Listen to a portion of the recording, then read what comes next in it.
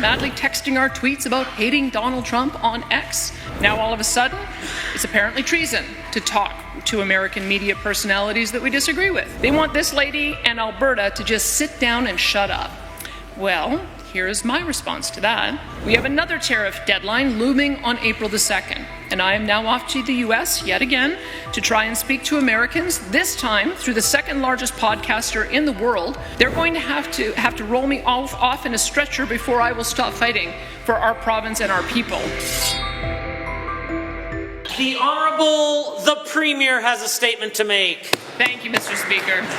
When U.S. President Donald Trump first announced his threatened tariffs against Canada and began musing about our country becoming the 51st state, many Canadians and Albertans feared for their futures. And why? Because regardless of our political stripe, we all knew that the imposition of 25% tariffs on all Canadian goods to the U.S. would cost the jobs of hundreds of thousands of Canadians, would depress our economy, devastate our budget, and damage the sovereignty of our country. And in the roughly 4 months until just before last weekend's federal election call, premiers, party leaders, and Canadians were united, other than perhaps the Alberta NDP, in working as hard as we could to convince the U.S. President and Congress to reconsider these unjustified actions against our country. In fact, premiers were all encouraged by each other, as well as by the former Prime Minister and his ministers, to visit the U.S., to get on U.S. media, to speak with every U.S. official and influencer we could to convince the U.S. President to refrain from imposing these tariffs. It was all about working as Team Canada for the greater good. Enter Liberal Prime Minister Mark Carney. Now all of a sudden, it's apparently treason to talk to American media personalities that we disagree with. It is disloyal to try and persuade high-profile Republicans holding influence with the President to abandon his tariff policies on Canada. Indeed, it's a high crime to try and convince U.S. officials to refrain from imposing tariffs until after our country has elected a leader with a strong mandate. Shame on all who dare to speak with the enemy, they now say. These are the Team Carney and NDP talking points. Their endgame is quite obvious. Frighten and divide Canadians. Try and make Canadians forget the utter incompetence of Liberal and NDP policies that have been inflicted on this country over the last 10 years. Associate Conservatives with President Trump. And if they play their cards just right and sprinkle in just enough anti-Alberta rhetoric, presto, Canada might elect another Liberal majority government. Well, the Carney Liberals and the Nenshi NDP are right about one thing. Our country is indeed vulnerable right now. And the reason why is as clear as a sunny Alberta day. It is because for the last 10 years, Liberal and NDP leaders across this country, both federal and provincial, have repeatedly sold out Canada and Alberta with policies that have landlocked our immense natural resources, made nation-building projects practically impossible to finance and build, and have made securing access to our ports an exercise in frustration and futility. These Liberal and NDP leaders, from Trudeau to Singh and now to Prime Minister Mark Carney, have done everything in their power to sow investment uncertainty, to add impossibly high costs on the development of our resources, and have disastrously weakened our security and military, all in the name of their green extremist religion and its cult leaders named Guilbeault, Suzuki, Gore, and Thunberg. And the results are obvious. Canadians are poorer than Americans, overly dependent on the Americans, and vulnerable to many nations, including the Americans. Canada has indeed been sold out, big time, and it's been sold out by the utter incompetent, self-righteous, and extreme policies of Liberal and NDP leadership across this country, including the Nenshi NDP right here in Alberta. From C-69 to oil and gas production caps to tanker bans to a dozen other examples, the Liberals and their allies have attacked the Alberta and Saskatchewan economies mercilessly. And despite all that, despite the 10-year attack on Alberta by our own federal government, where tariffs were threatened on tariffs were threatened on our fellow Canadians, and the federal Liberals realized they had no contacts or allies anywhere in the new U.S. administration, what did the Alberta government do? Did we cower in the corner, madly texting our tweets about hating Donald Trump on X? Did we turn into part-time TikTok rage farmers to stir up as much fear and loathing of Americans as humanly possible? Did we give up, throw our hands in the air, express righteous indignation, but do nothing to fight against the threat imposed on our province and country? No, that's what the Nenshi NDP did, of course, but we, Alberta's UCP government, we did not. Instead, our government did exactly what Albertans expected us to do. We decided to fight tooth and nail for Albertan and Canadian jobs and sovereignty.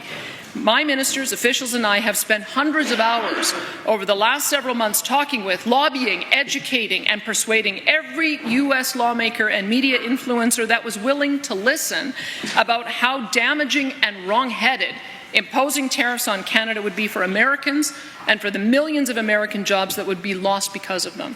I've made this case repeatedly to the American people and their leaders, especially Republican leaders, from the U.S. President personally to members of his cabinet, to senators, to governors, to members of Congress, to podcasters, to media personalities. I've lost track of how many nights I've spent in uncomfortable hotel beds and airports doing everything humanly possible to stand up for Canadian and Alberta workers and families, convincing U.S. officials to refrain from putting tariffs on any Canadian goods, asking that they respect the current free trade agreement and not begin renegotiations until Canadians elect a new Prime Minister with a strong 4-year mandate, doing all we could in Alberta to secure the U.S. border and urging the Liberals to do the same across the country so that we could further delay the implementation of tariffs.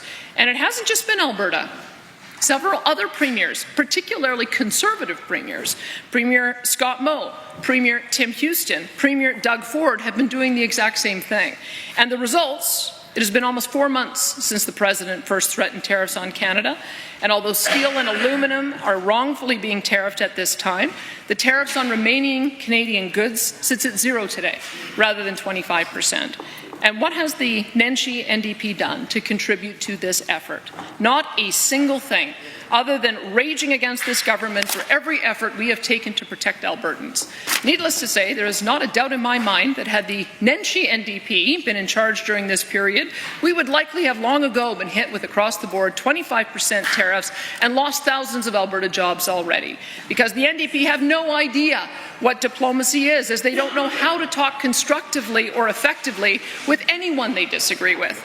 And glad we never need to find out. Our government's advocacy has made a massive difference for Albertans and for Canadians, and that is a fact.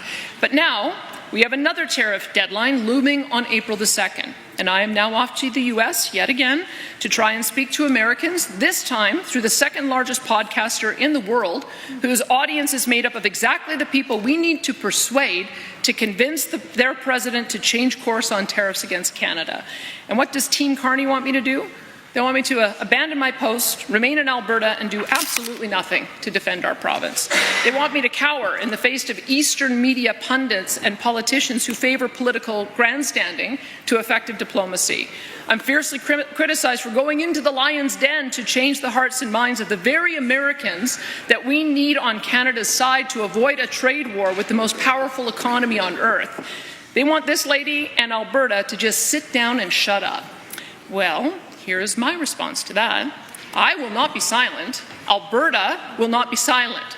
We will not be pushed around and called traitors for merely having the courage to actually do something about our nation's and province's predicament other than merely indulging in self-righteous tantrums. And I, for one, will never be silenced by the party in Ottawa that has sold out our beloved province for the last 10 years with the help of their NDP collaborators. I have and I always will put Albertans first. And until this danger to Alberta and our economy is past, they're going to have to roll me off in a stretcher before I will stop fighting for our province and our people.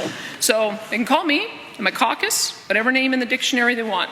As long as Albertans know that we are fighting for them and their families, we could care less what the members opposite or Liberal politicians in Ottawa have to say about us, because Albertans expect their Premier and government to always put Albertans first and lead them through this storm with fearless determination. As Winston Churchill once said, fear is a reaction. Courage is a decision. We, on this side of the House, have made the decision to act with courage so that Alberta may remain forever strong and free.